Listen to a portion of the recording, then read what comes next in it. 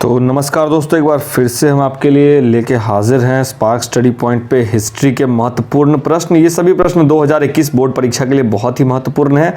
आप सभी इन सभी प्रश्नों को गौर से देखें और हमारे चैनल को ज़रूर विजिट करें और दोस्तों में शेयर करना ना भूलें। तो चलिए स्टार्ट करते हैं। मोहनजोदारो का उत्खनन किसने किया था? जी, इसका सही उत्तर है जॉन मार्शल। आप लोगों ने अगर पढ़ा होगा तो आपको पता होगा कि मोहनजोदारो का जो उत्खनन है वो जॉन मार्शल साहब के द्वारा किया गया था। अभी फ़िलहाल मोहनजोदारो पाकिस्तान प्रांत में जो है सो पाकिस्तान देश के अंदर वो आ चुका है। जब से भारत का जब विभाजन हुआ था तो उस हिस्से में मोहनजोदारो जो है सो मतलब पड़ गया था। आगे बढ़ते हैं। इब्न बतूता किस देश का यात्री था? इब्न बतूता, जैसा कि आप सभी जानते हैं कि इब्न बतूता मोरक्को का यात्री था। ठीक है दोस्तों, आगे बढ़ते हैं। आईन-ए-अकबरी किसने लिखा है? बाबर, फैज़ी, अबुल फैज़ल, बदियानी। तो आपको मैं बताना चाहूँगा कि आईन-ए-अकबरी जो है वो अबू फज़ल ने लिखा हुआ है। अबुल फज़ल के बारे में जैसा कि आप जानते होंगे, अबुल फज़ल का नाम जो है सो अब्दुल रहीम खाने खाना भी था और अब्दुल रहीम खाने खाना अकबर के नवरत्न में से, जो नवरत्न बोला जाता था, उनमें से एक थे। आगे बढ़ते हैं। स्थायी बंदोबस्त कहाँ लागू किया गया था? जी, इस बम्बई, पंजाब, बंगाल, इनमें से कोई नहीं। जी, इसका सही उत्तर है बंगाल। बंगाल में स्थायी बंदोबस्त लागू किया गया था। स्थायी बंदोबस्त को हम लोग इस्तिमारी बंदोबस्त भी कहते हैं। ठीक है दोस्तों, स्थायी बंदोबस्त को इस्तिमारी बंदोबस्त भी कहा जाता है। ये सभी इन्फॉर्मेशन मैं आपको देता हूँ कि आपको कहीं भी बीच में किसी भी प्रकार का डाउट नहीं रहे। तंबाकू के सेवन पे किस शासक ने प्रतिबंध लगाया था? अकबर, बाबर, जहांगीर, शाहजहां। जी, मैं आपको बताना चाहता हूँ कि तंबाकू यानी कि टोबैको के सेवन पे जहांगीर ने जो है सो प्रतिबंध लगाया था। ठीक है, तंबाकू आप लोगों को मैं बोलना चाहूँगा कि इससे जितना हो सके आप लोग आगे कभी परहेज़ करने की कोशिश करें और आसपास के आदमियों को भी परहेज़ कराने की कोशिश करें, क्योंकि ये बहुत ही ज़्यादा हानिकारक होता है। इससे कैंसर होता है, कर्क रोग होता है। आगे बढ़ते हैं। ख्वाजा मोइनुद्दीन चिश्ती की दरगाह कहाँ है? तो इसका सही उत्तर है दिल्ली। दिल्ली में जैसा कि आपको पता है कि ख्वाजा मोइनुद्दीन चिश्ती की जो है सो दरगाह है। आगे बढ़ते हैं। महाभारत की रचना किसने की? वाल्मीकि, मनु, याज्ञवल्क्य, वेदव्यास। तो आपको बताना चाहूँगा कि महाभारत की जो रचना है वो महर्षि वेदव्यास ने की थी। ठीक है, महाभारत की रचना महर्षि वेदव्यास के द्वारा किया गया था। आगे बढ़ते हैं। कलकत्ता में अंग्रेज़ों की किलेबंद बस्ती का क्या नाम था? तो Fort Saint George, Fort Saint David, Fort William, इनमें से कोई नहीं। तो इसका सही उत्तर है फोर्ट विलियम। फोर्ट विलियम जो है सो कलकत्ता में अंग्रेज़ों की किलेबंद बस्ती का नाम था। जी, इसको जो है सो जॉन गोल्ड्सबर्ग ने बनवाया था। ठीक है दोस्तों, नाम आप याद रख लें कि कौन बनवाया था, पूछा जा सकता है, बहुत बार पूछता भी है। इसको जॉन गोल्ड्सबर्ग ने बनवाया था। आपको बताना चाहूँगा कि ऑब्जेक्टिव बहुत ही महत्वपूर्ण है और आप ये वीडियो अगर मेरे चैनल पे निरंतर आके देखते हैं तो इससे ज़रूर आपको लाभ होगा, क्योंकि आप सभी जानते हैं कि बिहार बोर्ड में आधा जो नंबर रहता है वो पूरा ऑब्जेक्टिव पे रहता है। 50% ऑब्जेक्टिव्स पूछे जाते हैं। आगे बढ़ते हैं दोस्तों। अकबर ने दीन इलाही कब शुरू किया था?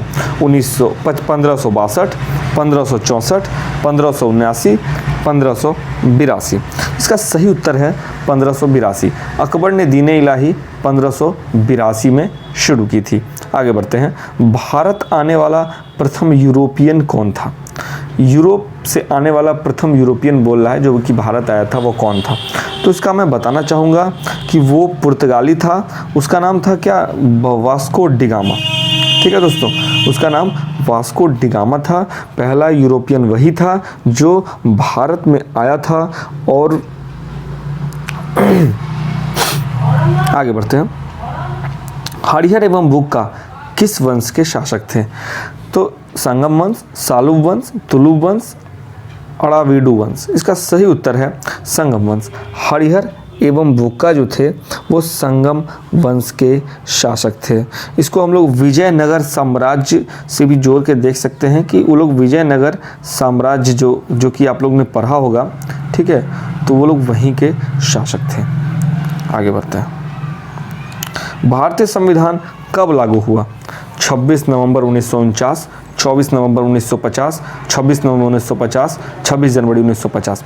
इसका उत्तर मुझे लगता है कि प्रायः सभी बच्चों को आता होगा और ये बहुत आसान है।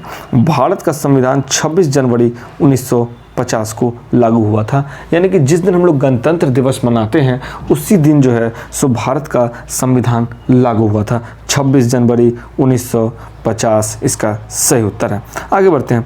पुराणों की संख्या कितनी है? 16, 18, 20, 22। जिसका सही उत्तर है 18। पुराणों की संख्या 18 है। आपको बताना चाहूँगा कि पुराणों के नाम, जैसे मैं कुछ नाम बता देता हूँ। ब्रह्म पुराण, पद्म पुराण, शिव पुराण, लिंग पुराण, स्कंद पुराण, विष्णु पुराण, वाम पुराण, कूर्म पुराण, मत्स्य पुराण। तो ऐसे करके बहुत सारे पुराण हैं, गरुड़ पुराण। ऐसे मतलब ये सभी नाम आप चाहें तो याद कर सकते हैं। कभी पूछा जा सकता है कि इन सभी में पुराण कौन नहीं है, ऐसे करके क्वेश्चंस आता है बहुत बार और बहुत आसान होता है वो, आप आसानी से इसका उत्तर दे सकते हैं। आगे बढ़ते हैं। जलियांवाला बाग हत्याकांड कब हुई थी?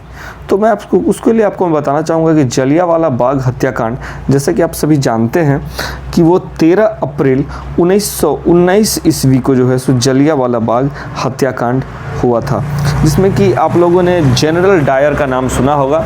वही जनरल डायर जिसने कायरता का जो है सो परिचय दिया था और जलियांवाला बाग में जो जितने मतलब जो सभी साइलेंट प्रोटेस्ट कर रहे थे उन सभी पे गोली चलवाया था और बहुत सारे स्वतंत्रता सेनानियों को मृत्यु भी हुई थी उसमें।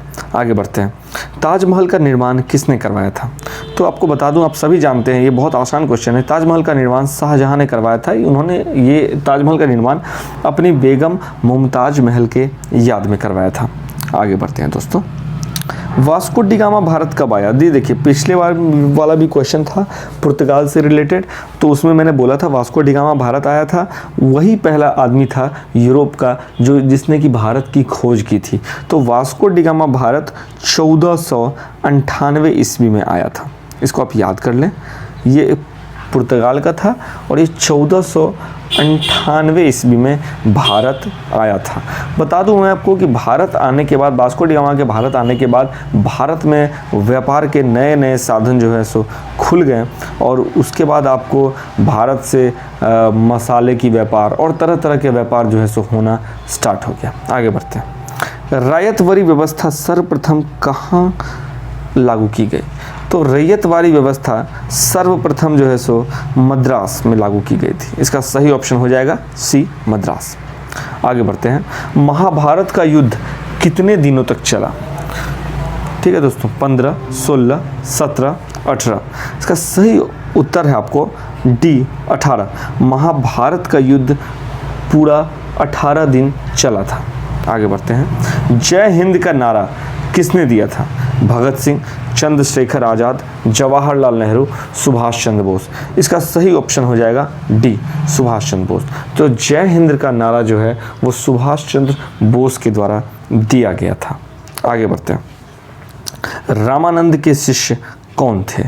रैयस, कबीर, धन्ना एवं पीपा, इनमें से सभी। इसका सही ऑप्शन है धन्ना एवं पीपा। मैं आपको बताना चाहूँगा कि आपको अगर ऑब्जेक्टिव अच्छा लगे तो अपने दोस्तों में ज़रूर शेयर करें इसको और वीडियो को दोस्तों प्रमोट करें, आगे बढ़ाएं, जिससे कि मैं इसी तरह के वीडियोस आपके लिए निरंतर लेके आता रहूं। एग्ज़ाम आ रहा है तो आप लोग ध्यान से सुनें। एग्ज़ाम आ रहा है तो आप लोगों को मैं चाहता हूं आप लोगों को निरंतर ऑब्जेक्टिव्स मिलते रहे। तो इसके लिए आप लोगों को भी मेरा बस इतना सिर्फ काम करना होगा कि इस वीडियो को अपने दोस्तों तक ज़रूर पहुंचाएं, जिससे कि हमारी टीम आपके लिए ऐसे अनेक प्रकार के वीडियोस लेके आते रहें, आपकी परीक्षा की तैयारी लगातार होती रहे। हमारी वेबसाइट भी है दोस्तों, वहाँ भी आप जाके हमारा जो ये नोट्स है वो पा सकते हैं। वेबसाइट है govpariksha.in। ठीक है दोस्तों, इसका लिंक आपको मैं डिस्क्रिप्शन में डाल दूँगा। ठीक है, govpariksha.in, .com नहीं, govpariksha.in।